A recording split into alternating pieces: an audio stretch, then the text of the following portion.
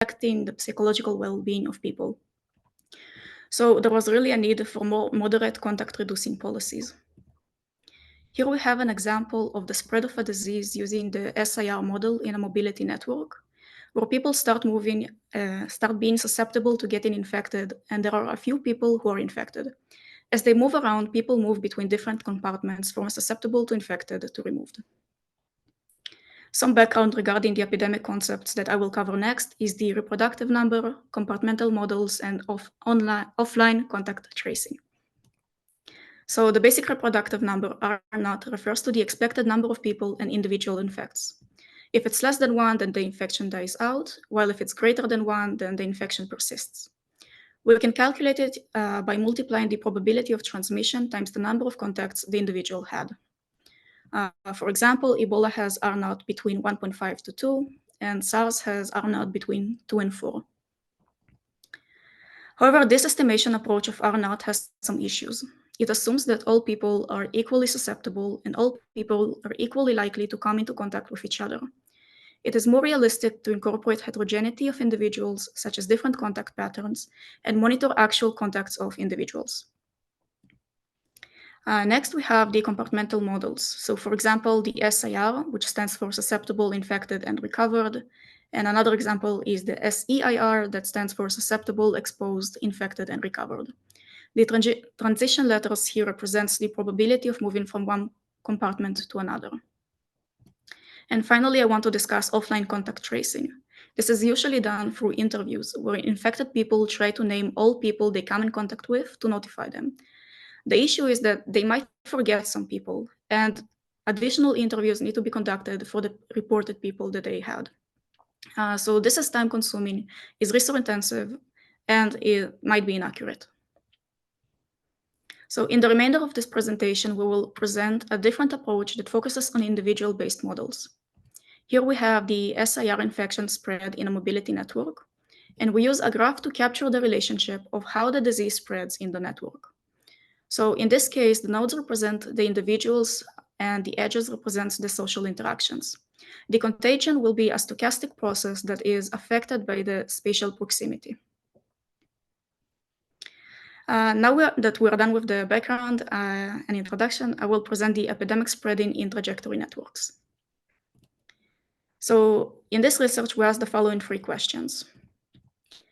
How to take mobility heterogeneity into account? So in this case, we consider the relative risk based on their contacts over time. Mainly, we consider how many contacts they have, how much time they spend together, and how many unique contacts they have. Second is how to model epidemic spreading. Here we model it as a cascading process in a dynamic spatiotemporal network. And 3, how to contain an epidemic. So in this case, we will focus on intervention strategies. For the problem, we have an input of historical data of individual trips, which we call trajectories. The output includes assessing the relative risk of infection of individuals, assessing the size of a disease outbreak due to special individuals, assessing the impact of targeted non-pharmaceutical intervention strategies, and providing support to health policymaking. So here we have a trajectory of different people moving over time. What we want to do is that we want to construct a proximity network where people that are close together have an edge between them. So basically similar to this illustration. As people move around over time, they create different proximity connections with each other, which is captured with this animation. Next is modeling risk of infection. So the first approach is simply count the number of contacts each individual have and then sum it up. However, it doesn't take into account the time spent being in contact. So in this approach, people who spend 10 seconds together are equivalent to people who spend 10 hours together. The second approach takes into account the total contact time. However, long contacts can skew the results. And then the third approach is to sum the contact time in a geometric function. So now it considers both the temporal aspect and has an upper bound.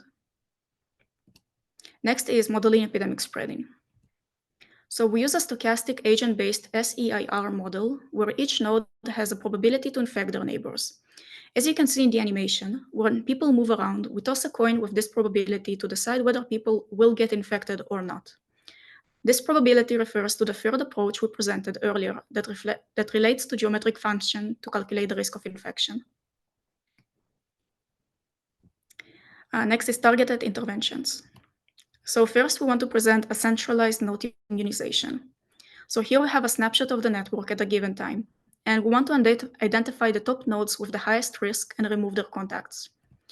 We identify these two nodes, and we remove their edges to isolate them. Second intervention is that we present an individual avoiding high-risk contacts. So for example, for every node, rank each of their nodes by risk. Here we have the blue node identified all its neighboring nodes. Then we remove alpha% of the most risky ones. So back in this example, the blue node identified the riskiest neighbor, and then remove their contacts.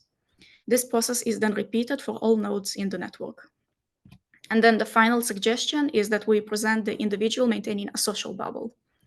So for each node, we want to rank each of their neighboring by common contacts. So for example, the blue node identifies all its neighboring nodes. We want to remove alpha% nodes with the least common contacts. As you can see, the blue node removed contact with the node that it has the least common contacts with. And then we repeat this process for all nodes. Now for the results. So we begin by simulating the data over York University campus. And basically, we follow a minute-by-minute trips of 10,000 individuals' daily activities over the span of 30 days. Here we have roughly 10,000 nodes and 56 million edges. We want to visualize the simulated data. So as you can see, the normal distribution of daily activity levels, where most people are closer to the average. And then we also want to plot the kind of daily activity level over the span of 30 days. So as you can see, it has less activity on the weekends and more activity throughout the day, weekdays. This is done in order to simulate a more realistic approach. Next, we have a plot that captures the relative risk of infection based on individual ranks for 3 different risk models we discussed earlier. The number of contacts, which is represented in the black line, the duration of contacts in red, and the contact time in a geometric function in green. So we can see that person A, for example, in these 2 times more riskier than person B. Next, we want to capture how infected nodes are affected at different risk levels over the span of 30 days. So you can see that nodes with low risk maintain low infection count throughout the month. However, all other groups cause the same cascade, meaning that the number of infected nodes, they have the same number of infected nodes. We can also see that high risk cause faster cascades, and random risk is mostly correlated with a medium risk. Now we want to present the direct infections based on individual rank. So each bar represents a person, and we sort the people in a descending order based on the number of people that person infected. And as expected, high-risk individuals are responsible for the vast majority of direct infections. There are a few exceptions explained by the stochastic nature of the model. It is interesting to compare it to indirect secondary infections, which capture the number of people a person infected. So we can see that the higher the risk of infection of an individual, the higher the number of direct infections. Additionally, medium and low risk individuals also contribute to a large number of secondary infections. This means that even when a person with few contacts is infected, a single contact with high risk superspreader is enough for the disease to quickly propagate across the community. Now, we had the assumption of R0, where all individuals are equally susceptible and they are fully mixed. And the problem is that it ignores the heterogeneity of individuals. As you can see in this plot, it shows the number of people each person infected and the average R0 of the system. We can see that the reproductive number of each individual is skewedly distributed, and that can deviate from the average R0, something that it fails to capture. Okay, now we present the first intervention, which examines how the number of infected individuals change for different risk groups. We have the null model and no intervention over the span of 1 month. Just to remind everyone, the intervention one, it removes the alpha percent of nodes with the most risk. So in this case, it's 20%. So as you can see from the plot, although each group experiences an improvement, the biggest impact was the group with the highest risk individuals. So by removing 20% of the riskiest people, it resulted in less than 500 infected people by the end of the month. The second plot evaluates how the final number of infections is affected by alpha and examines it against the null model. So as you can see, for alpha, roughly 30%, it brings the most benefit with the least restrictions, as the value is closer to 0. The second intervention strategy is when each person avoids alpha percent of people they perceive as the most risky ones. So we can see how the total number of infections change over time, over the span of 30 days, in cases of interventions, null model, and high-risk individuals, for alpha equals to 20%. The second plot shows how the total number of infections change for different alpha values. The result is not surprising. This is because the null model employed is not necessarily represented a bad strategy. By removing selected nodes and removing edges, one may remove high-risk, medium-risk, and low-risk contacts. Additionally, the aggregated network represents a small world graph, which is well known that when only a small portion of the edges are removed from that network, the impact on the connectivity of the network might not be significant due to the high clustering property of this type. Okay, the third plot, it shows the intervention strategy to maintain a social bubble, where each person removes the alpha percent of people it has the least mutual contacts with.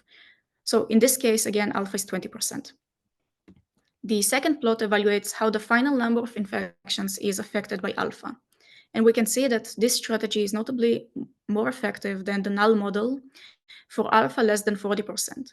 Above that value, it is more beneficial to simply reduce each person's contact overall rather than target it more sporadically. Okay. And finally, we want to check how these different intervention strategies compare with each other. So here the red line represents the first strategy where high-risk nodes are removed. The purple line represents the second strategy where high-risk contacts are removed. And the green line represents the third strategy where people with fewer mutual contacts are removed. We can see that the third intervention yields slightly better results than the first one when 30% or fewer contacts are removed. Afterwards, the first intervention approach is significantly more effective. Now, considering the feasibility of each approach, the third intervention isn't only the most easily implemented, but it also performs very well up until a full 50 to 60% of all contacts being removed. This information can be used to inform decision-making processes during epidemics. So to summarize this paper, we explained that we focus on agent-based models. We outlined the mobility in close proximity network. We presented 3 methods to measure risk and explained that the infection process in the network is stochastic following a certain probability. We presented 3 intervention strategies and a series of experiments that can help support policymaking. So this is the first paper. If you have any questions now, it's a good time. Thank you, Nina. We really enjoyed it. It was really informative and interesting. Is there any question? Yeah, Jean-Jacques is clapping, and I by myself wondering for the case of risk infections, the second part, you said for long content, it skewed the result. Why it might be? Yes, just a moment. I think it is a slide 24. Oh, 22. Yes. Yes, second So one. here, as you can see, we have edge of, let's say, 1 minute, 2 minutes, 5 minutes, and then 12 minutes. Right. By summing it up, if you can think about it, at the end of the day, we have a diminishing returns. So if you have a contact with an individual and we can know for certain that after 10 minutes, you can get infected. So 20 minutes, 30 minutes, 50 minutes, Oh, it got doesn't the really point. affect it that much. But the actual Okay. value that we get will skew the results. Oh, that's the point. So after a time, there is no difference for long time periods, right? And sorry, one more question. For the secondary infections, do you consider the secondary based on displacement or only the pattern of connection? So it's the 35, I think. Of course, it was the result. Yeah. It's the animations. Yes. Okay. So basically, it's the person that you infected, they further infect. So it's the secondary infections from the person that you infected, if that makes Okay. sense. Yeah. Is the first and secondary based on the number of connections or the displacements we have with that connections? It is based on the ratio, right? So you can think about that each person has their own connections. Let's say we use a stochastic process to determine if one person getting infected, that person got infected, that person also has its own connections. Friends of friends, yeah. Yes. Based on displacement, right? Or based on the connection pattern? The connection pattern. The connection pattern, thank you. And sorry for just the last one. What do you refer with a null model? What do you mean by null model? It is the case of you have compared it with null model. For the null model, you mean the simple SEIR model that all are connected with each other, or a sparse? So the null model is kind of just a random model. Oh, the random, such as Erdős-Rényi one. Yeah, thank you. Thank you very much. So I can proceed with the next paper. Thank you.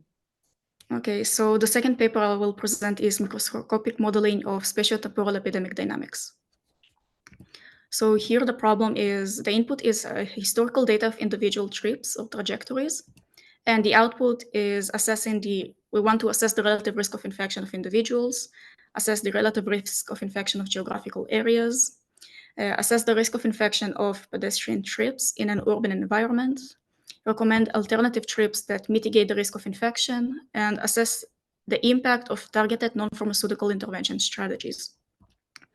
For the methodology, here we have a snapshot of different individuals at a certain point in time. One of the individuals is infected. We tessellate the area using hexagonal blocks such that the people in the same hexagon are infected. So block risk of infection. As people move around over a tessellated area, we want to measure the risk of infection at a block level rather than an individual level. So in order to do that, we count the number of people at a given block over time, and then we take the average of that. This allows us to create a heat map where more opaque values represent more risk. Then we want to also measure individual risk of infection. So in order to measure individual risk of infection, we simply add the risk of all hexagons the user traversed. So it's a simple summation of hexagons. And finally, point of interest, risk of infection. Here we tessellate the area with hexagons, and then we identify the hexagons that cover points of interest and average them out. We consider two scenarios, one where users are uniformly distributed in points of interest, and the second one is when users are dispersed in points of interest. The risk is calculated by summing the risks of all individual hexagons of that point of interest. For the results, we want to answer the following questions. What is the effect of point of interest visit distribution on risk? What is the effect of point of interest visitor distribution, occupancy, and initial infected seat size on direct infections? And what is the impact of targeted and non-targeted intervention strategies? So for the first experiment, we simulate the movement of individuals within point of interest using a stochastic process. We set the initial infection seed to 10% and maximum infection occupancy to 100%. The plot on the left captures the relative risk of hexagons based on how people are distributed. The plot on the right captures the average infection risk over time based on how people are distributed there. The spatial distribution is either uniform, where sigma goes to infinity, or a type of normal distribution. We can observe that the uniformly distributed occupancies will tend to a flat horizontal line in our plot, as occupancies count in the points of interest hexagons are approximately the same at each timestamp. This implies that the number of contacts and consequently the relative risk of each of these hexagons would roughly be the same. We can also observe that the risk of infection increases as the dispersion decreases. This is in agreement with our intuition. So as social distancing implies, as people are more distributed in space, the risk of infection is lower. The second experiment examines how the average risk of infection changes for different occupancy thresholds, M on the left, and then different initial state of infected individuals, I on the right. As anticipated, situations that lead to increasingly dense concentrations of people or a larger number of infected individuals lead to higher direct infection counts. Although increasing the occupancy contributes to both of these scenarios, the highest infection counts are achieved by decreasing the dispersion in the population. Okay, and the third experiment examines how intervention can affect the risk of infection by removing different percentages of most risky individuals. It is evident that the null model achieves an approximately linear reduction in final number of infections, with the targeted intervention performing better.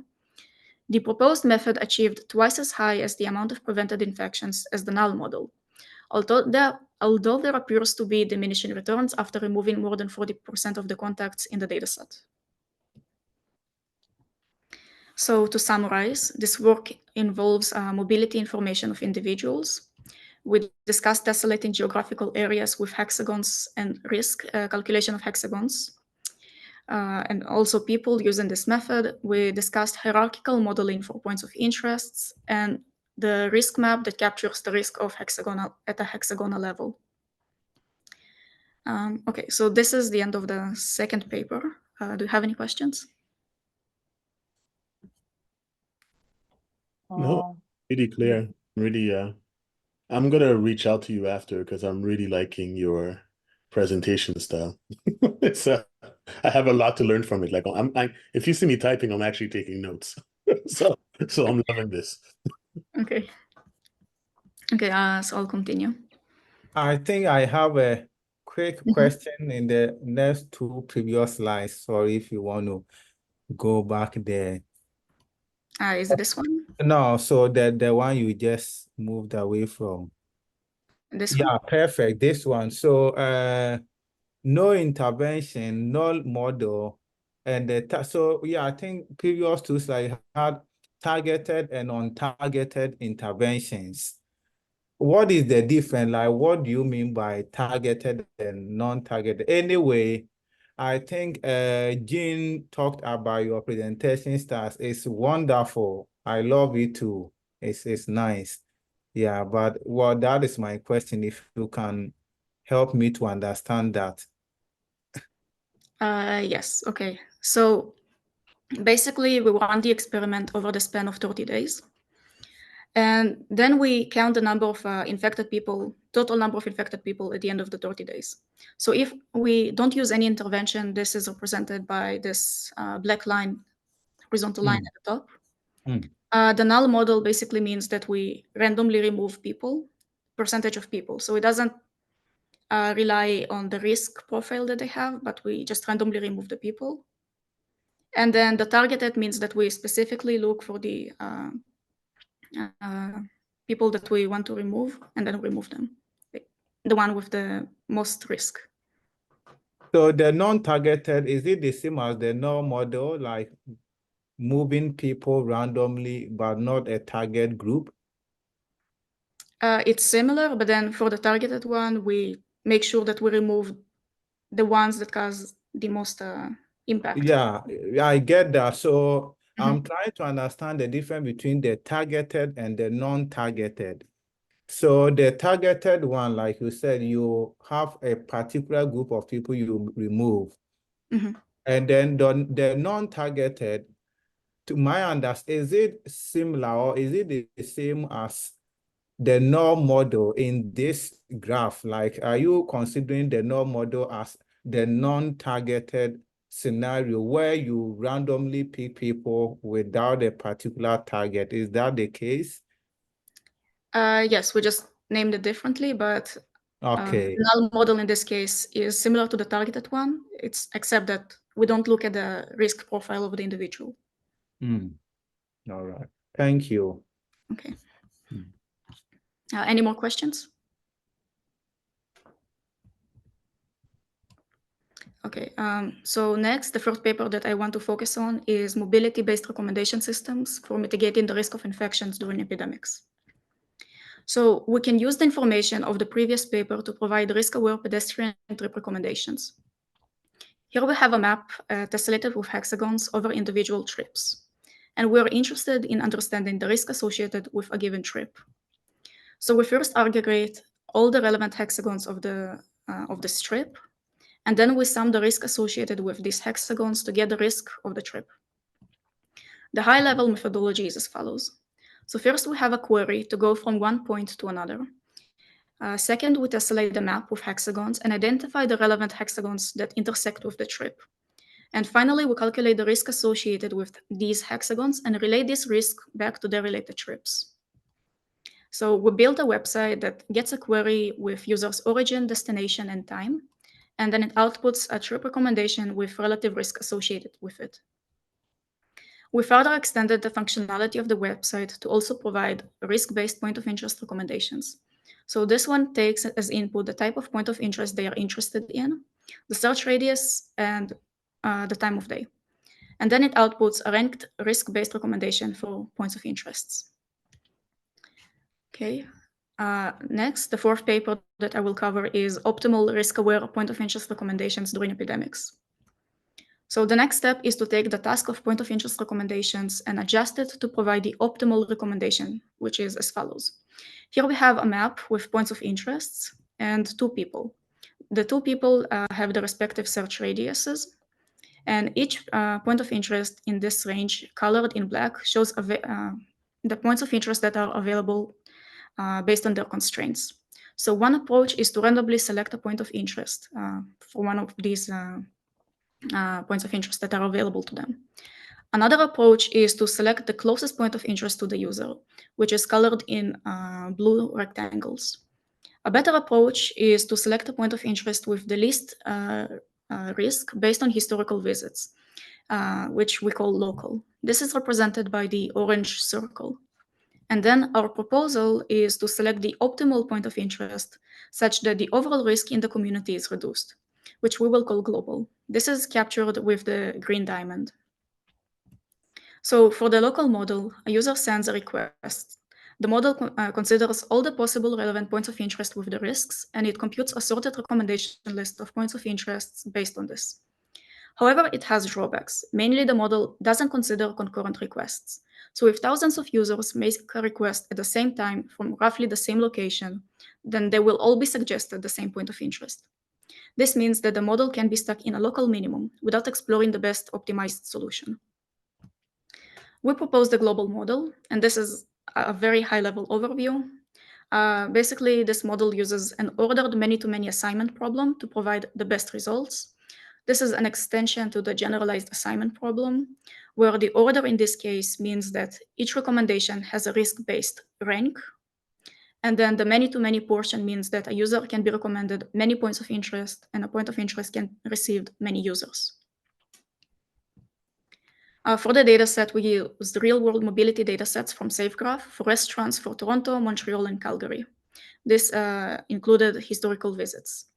We send multiple queries at 1 second intervals uniformly distributed over these cities. And these are the results.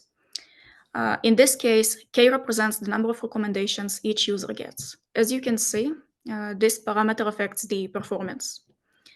The time represents the duration each experiment ran for. The number of queries refer to the total number of queries served over the span of each experiment. The models represent the models that we discussed earlier: random, closest, local, and global.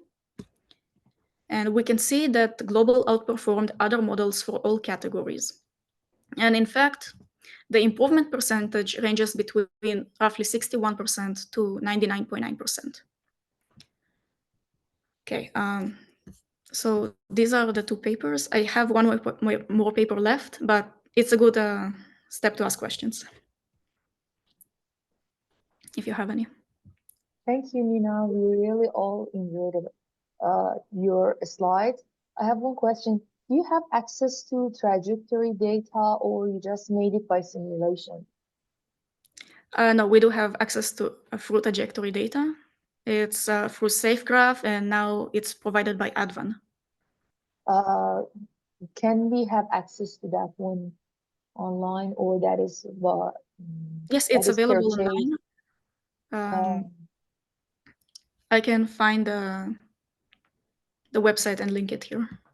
It would be great. Thank you.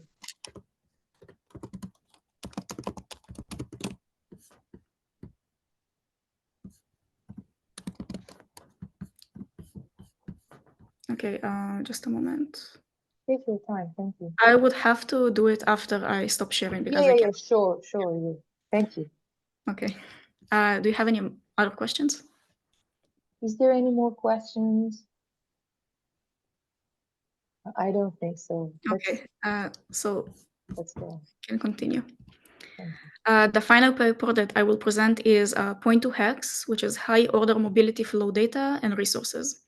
In this paper, we take the concept of map tessellation and use it in high order mobility flow.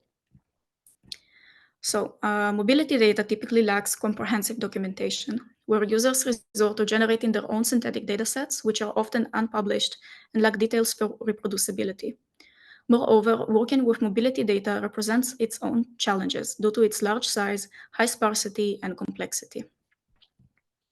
So for the motivation, there is a growing interest in describing trajectories as sequences of higher order elements, which this can reduce sparsity and analysis at different granularity levels, has compatibility with popular machine learning architectures, and improve generalization and reduced outfitting. It has an efficient visualization as well. So with a Salada map with hexagons at certain resolutions levels. And here we go from low resolutions to high resolutions. Similar to previous discussed heat map, the color represents the number of individual trips that intersect with that hexagon. However, here we have we are interested in the resolution as well.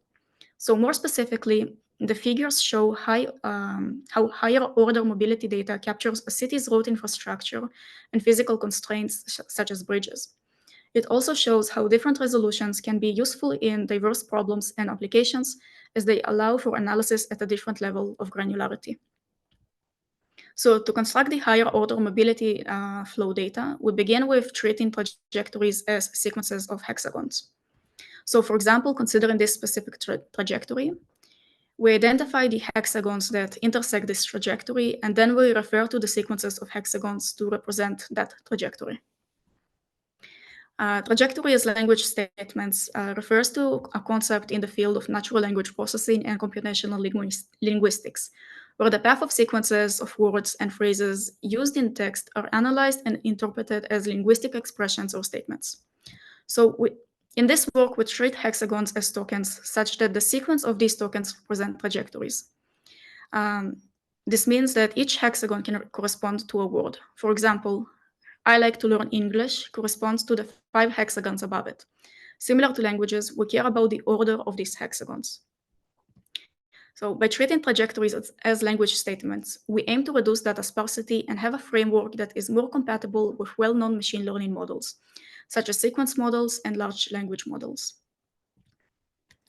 So here is the high-level overview of the pipeline. We have GPS traces as input, and it can also be point of interest checking data. These points need to be pre-processed to connect together temporally ordered data points and form raw trajectory sequences. Note, however, that these sequences do not reflect the actual movement of objects on the road network. So to transform these sequences to sequence of road segments on the road network traversed by the objects, we need to use map matching to accurately identify the path of an object the object can take. Then we tessellate the map with hexagon-shaped cells and identify the hexagons that the trajectory intersected with. Finally, we get the continuous hexagon sequences representing these trajectories.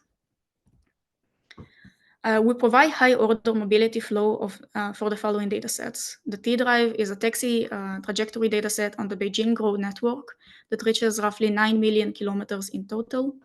The Porto dataset contains trajectories of Portuguese taxis that operate through a dispatch center and use mobile data terminals installed in taxis. The Rome dataset consists of recorded traces of taxi cabs in Rome, Italy.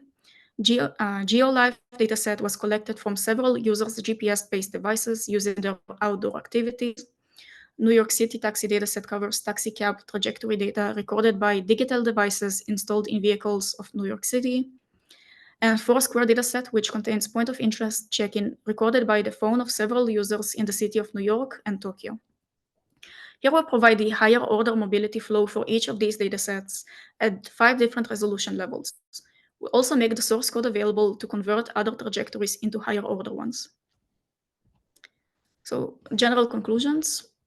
Mobility-based models can contribute significantly to fighting epidemic spreading in several ways. Understanding transmission dynamics. Mobility-based models provide insight into the transmission dynamic of epidemics by examining how the movement of individuals influence the spread of the disease. By analyzing factors such as population density, transportation networks, and social mixing patterns, researchers can gain a better understanding of how epidemics propagate through communities and identify opportunities for targeted interventions. Predictive modeling. These models can predict the spread of epidemics by simulating how individuals move within the population. By incorporating data on travel patterns, communities' behavior, and other mobility factors, researchers can create simulations that forecast how infectious diseases are likely to propagate through different regions. 3 is identifying high-risk areas. So mobility-based models help identify high-risk areas where the spread of an epidemic is most likely to occur. By analyzing patterns of movements and connectivity between different geographical locations, authorities can target interventions such as increased surveillance, resource allocation, or public health campaigns for these areas to prevent or mitigate the spread of the disease. 4 is optimizing intervention strategies. These models enable the optimization of intervention strategies by simulating the effect of various control measures, such as travel restrictions, social distancing policies, vaccination campaigns, and healthcare resources allocation. By testing different scenarios in the model, policymakers can determine which interventions are most effective in containing the epidemic while minimizing social and economical disruptions. And support public health resources. These models support public health resources by providing real-time data, actions, insight into decision-making. By continuously updating the model with new information on population movements and disease dynamics, authorities can adapt their strategies and allocate resources more effectively to control the epidemic and minimize its impact on the public health. Overall, mobility-based models play a crucial role in fighting epidemic spreading by providing valuable insights into transmission dynamics, supporting evidence-based decision-making, and enabling targeted interventions to control the spread of infectious disease. These are the related publications I presented today. And here is the team of researchers that work together on all these problems. Thank you. Thank you, Nina. Thank you for your talk. It was really interesting. Is there any question, comment, suggestion? We all have enjoyed it. I think now I would be thankful if you share the link for. Yeah, just a moment. Thank you. And as you're doing this, maybe just more of an administrative kind of thing. So, Nina, are you okay with me contacting you? Yes. Yeah. I think. Thank you. Thank you so much. And then the other one is, Sanaz, do we have access to these slides? Yes, the whole session is recorded. It will be uploaded on the OMNI website. Thank you. Thank you. It's recorded, but I mean the slides themselves. No, I don't. Okay, well, I'll speak to Nina. So that's fine. All right. And Nina, I can probably find you on the York Yes. thing. I think when I look you up, there's it's 2 emails with your name. They both work or? Yeah, it's Nina27, and then there is the myyorku.ca or yorku.ca. Okay. Either of them is fine. Okay, just 20. Yeah, because there's also a 27W, but just go with a 27, right? This is my work email. Okay. So Nina, 27. Yeah. Cheers. Thank you.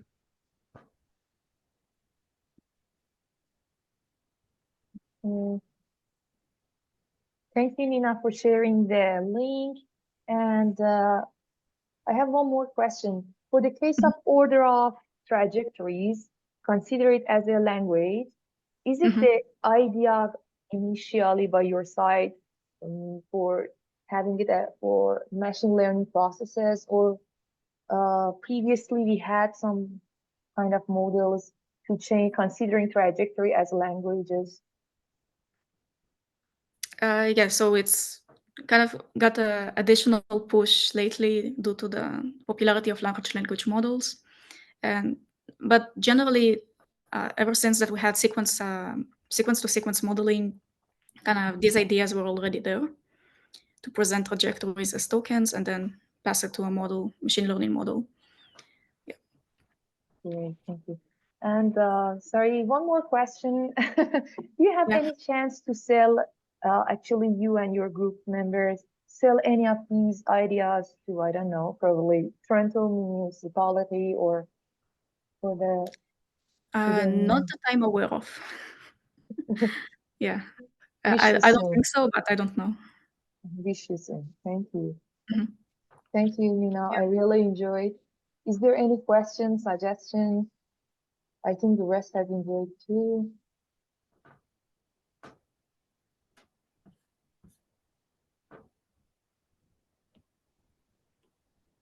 Okay, I think there is no more questions. Joseph, fantastic presentation. Thanks, Nina, in the chat. Thank you, Joseph. Thank you, Nina. Thank you all for joining this meeting. This meeting is Thank you, recorded. Nina. Thank you. Thank you very much. Yes, thank you, Whitney. Bye. Okay, bye-bye.